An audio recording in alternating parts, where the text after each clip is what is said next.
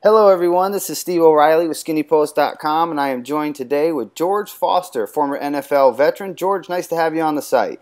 Nice to be here with you guys. Thanks so much for joining us. It's the Friday Frenzy. We're getting ready. We got a lot of stuff to talk about for this weekend's action. Let's just go ahead and jump right in. A lot of talk going on in Denver that the trade rumors are swirling, so to speak, and it sounds like Brandon Lloyd's on the market. There's rumors swirling that DJ Williams and Brian Dawkins also may be tradable pieces. What do you think about all this chatter? You never know what's up when it comes to those type of talks and what's going on upstairs. And I do know when it's not going the way you'd like it to go with a normally successful franchise, you start thinking of ways to make it better, and sometimes it leads to panic. I think DJ's a good young linebacker. I also think that Brandon Lloyd has showed that he can be a good piece for them. They definitely don't need any more losses at receiver unless they're trading for receivers. I can't see why you would get rid of Lloyd. I guess because they probably see he has value, but it's you never really know when it comes to that. Do you think trading any of those guys would be? I mean, the way I see it, to be honest, is I think Denver basically looked at it like, okay, we tried. They came out. They made the switch at quarterback, and now they're going to go ahead and get as much ammo as they can if they want to take a run at a quarterback that plays for Stanford, perhaps. What do you think? You never know. I can't imagine a team. I guess you could say tanking. I don't think the Broncos are bad enough right now to be contending for the #1 spot. So you never know what their motive is, or what it may be. But I don't see them being bad enough to be able to choose luck, and it's never a guarantee that you're gonna be able to trade for them. Yeah, and I agree. And I'm not saying that they're going to tank it, but I think obviously the switch at quarterback signify. I mean, if Kyle Orton was the guy all through camp and he's the best starter, and that's what they've been saying, you're going to tell me one bad game, all of a sudden Tebow's better? No, I think obviously the Broncos decided that they're going to see what they got at different positions. They got young wide receivers. Thomas is coming back from injury. Royal's coming back from injury, and I think they're going to load up, if you will, in draft picks. I could see them trading some guys that are maybe not in the long-term plans for a third, fourth, fifth round, and get some key pieces perhaps down the road. But like you say, you never know how it pans out. I think you might have a point there. They could be seeing, and you never know what happens with Tebow. I liken Tebow to what people fail to realize, and they give him a hard time, is Vince Young has an excellent record as a quarterback. And he didn't throw the ball very well, and there's some things that he didn't do well, but one thing that you can say he did was win. And I think Tebow has some of the same attributes. Of course, I'm an old Georgia guy, so I'm not a huge fan of Tebow, but I think the guy knows what to do on the football field as far as getting in the end zone. Yeah, I definitely think he's a winner. And, it was a nice segue by you, by the way, because I wanted to talk a little Tebow, so perfect. I think he's a winner. I think he's a gamer. My only problem with Tebow, if you will, is I don't think he's an NFL passer. And I think if you can say, hey, we can put any athlete behind center and they can run around and make plays, there's 99 million guys in the league that can do that. I mean, you could just do a wildcat all day if you wanted to with 30 guys. You have to be able to throw the ball. You have to be able to put it in tight windows. You have to be able to hit the whole route tree. You've got to be able to make all the throws because defenses will tear you apart if you can't. And I don't think Tebow can right now. I'm not saying he never will, but right now he can't. Well, absolutely. I'm kind of with you, and I'll take it a step even further to say that I'm not sure if he'll ever be what you would want from your franchise quarterback. But just judging from what they have now, what they have in place, Brady Quinn is not going to give it to you. He's had his time. Maybe he'll get another shot. And Tebow's your first-round pick from a little while ago. They got to see what he's going to do, and before they decide to move on, if they decide to do that. So uh, I hope he gets to do what he intends to do. He seems to have all the confidence in the world, and you never know. We'll see. We'll see. He's got a bye week to get ready, so we'll see when he comes down to And, Florida and gets it going with the Dolphins. and they'll throw some wrinkles in there that's going to be tough for teams to deal with. And if it's about winning games, I think they'll figure a way out to do that. It might not be pretty. It might be ugly. You might line up and run it 15 times in that game, but they're trying to get wins. So we'll see. Very true. Let's go ahead and talk a little bit about a team that you played for. Again, you played for both teams that we've discussed so far. The Detroit Lions. They're 5-0, and they're facing off this weekend against the 4-1 Niners. This is a key matchup. Could be a real good game. What do you think about Detroit, and how do you like their chances this weekend?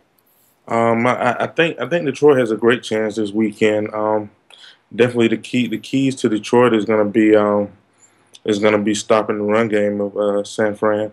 I don't think San Fran really wants to sit back there and sling it around the field. They seem to have against a little running game going, and I think that's what they want to do. If the Lions can do that better than they did versus the Bears when Forte went crazy, but if they can do that, then they have a great chance, and then nobody in their secondary is going to stick with what the Lions put out there on offense. So I think the Lions have the edge in this one. Yeah, I agree. The Niners are playing sneaky good, but right now the Lions are just their confidence is a mile high, and they can get that ball rolling on you with the weapons they have. I mean, forget it; it can get ugly quick. And Javi Best, he had a breakout game, and once he's in the field in the open, nobody's on the field going to catch him. So that gives another. I guarantee you, before this week, San Fran wasn't looking at this game thinking they're going to have to stop Javi Best. But now I'm pretty sure he's part of the game plan on defense now. Yeah, he opened some eyes. Speaking of an eye-opener, Brandon Marshall, a guy that you know, came out and made a statement. I think he's trying to rally his troops and get his team fired up, if you will. But he came out and said that they're, quote, they're probably going to fine me. It's probably going to be about a $50,000 fine, but that quarter and a half that I'm out there, I'm going to play like a monster. He said he may get into a fight with Bart Scott. Cromartie, we pretty much matured our relationship and grew a little bit when we used to fight in Denver and San Diego. If that happens, it happens, so we'll see. What do you think about Brandon? He sounds like he's ready to go for a little Monday Night Football. I've known Brandon since he was a pup, and I like it. Just don't do anything to cost your team a W. But I like the aggressive nature of how he's approaching it. You got to have that fire on the field. Me personally, it may sound harsh, but when I play, I have no regard for anybody with a different helmet, color jersey than me. So I'm not looking out to hurt anybody or do anything dirty. But whatever happens between those lines, so be it. That's the approach I take to the game, and I see nothing wrong with the way Brandon's approaching it. Just don't do anything to lose the game. Right. And as far as Bart Scott, Dion had to get me off of Bart Scott one time, so he'll make you want to fight him. See, a little inside info right there. No, I agree with you 100%. I think that Brandon basically is a passionate person. Obviously, I don't know him as well as you. I did meet him before, but don't know him in depth. But he seems like he's got a lot of passion for what he does, and I think he's just learning to harness that. And his team needs a spark. I mean, the Dolphins are flat. They are flatlining. They've got literally nothing working in their favor right now. Guys are getting hurt. They lost their quarterback. They're not winning games. So they need their leader to step up, and it looks like Marshall's trying to take that role. So good for him. And he can be it.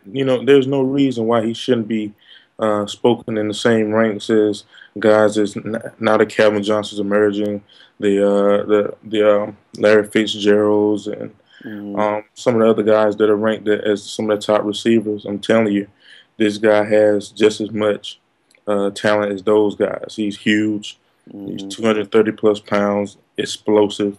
You know, his first step, you know, his acceleration is up near the top of anybody out there when he first gets a hold to the ball, and he's hard to bring down.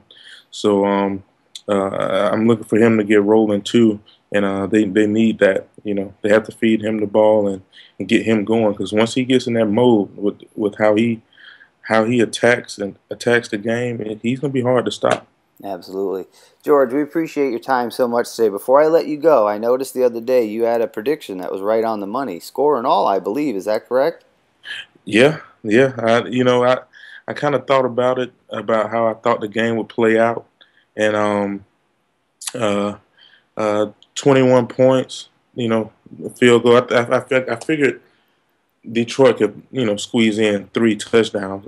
Heck, you can throw up 5 balls to Calvin. He's gonna come down with 2 of them. You know, and then get another one.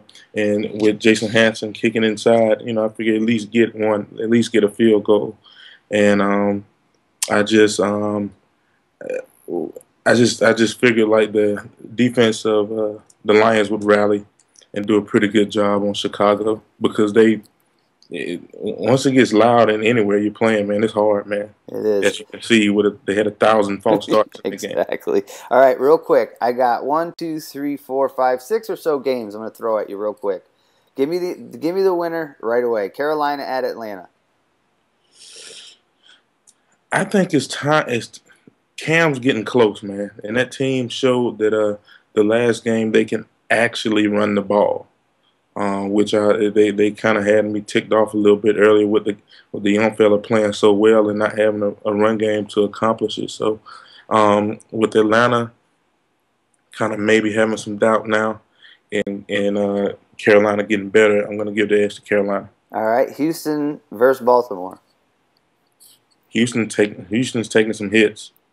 You know, it's never a good thing when Mr. Johnson is out of the lineup, so, Especially against that Ravens yeah, defense. yeah. So uh, I'm gonna go Ravens. They're gonna hand the ball off to Ray Rice and just let him win the game. All right, That's what. Dallas and New England. Uh, it's very hard to bet against Tom Brady. I know the Bills came up with it, but they took everything they had in them to beat him. So I got to go with Brady and the Pats. That's going to be a good game. I agree with you, though. All right, final question. Saints and the Bucks. It's another guy that's I wouldn't say he's unsung. He's been on the cover of Madden and, you know, he's gotten the Super Bowl, but he's still not spoken in the light of some of the other QBs. I think it's hard to bet against Drew Brees as well. So I'm going to go with the Saints. Tampa laid an egg last week. Don't know what happened there, but this is not the week to lay an egg. Drew Brees will light you up. Yeah. Well, Mr. Foster, we greatly appreciate you taking your time to come by skinnypost.com, giving us the Friday frenzy. Thanks so much for joining. I want to say too, these skill guys getting a little out of hand. You know, talking about these linemen, I take that very personal. So, you know, Mr. Santonio Holmes, and that's my guy. I worked out with Santonio, Tom Shaw. And I like Santonio as a person, always personable, nice guy. But man, come on, man, you can't slander your O-line. Can't do it under any circumstance. Without the O-line, there is no long pass play, that's for sure. Yeah, the O-linemen, believe me, they know firsthand, and they feel just as bad when they mess up than anybody could ever point out. You know, you got to look at everything. Are your routes correct? Is your quarterback as good as you think he is? You know, come on. Stay off the big guys. There you go. You got to make sure you tweet them. Oh, no doubt. All right. Well, I'm Steve O'Reilly, and that's George Foster, and this is skinnypost.com, and we're giving you the skinny 24/7.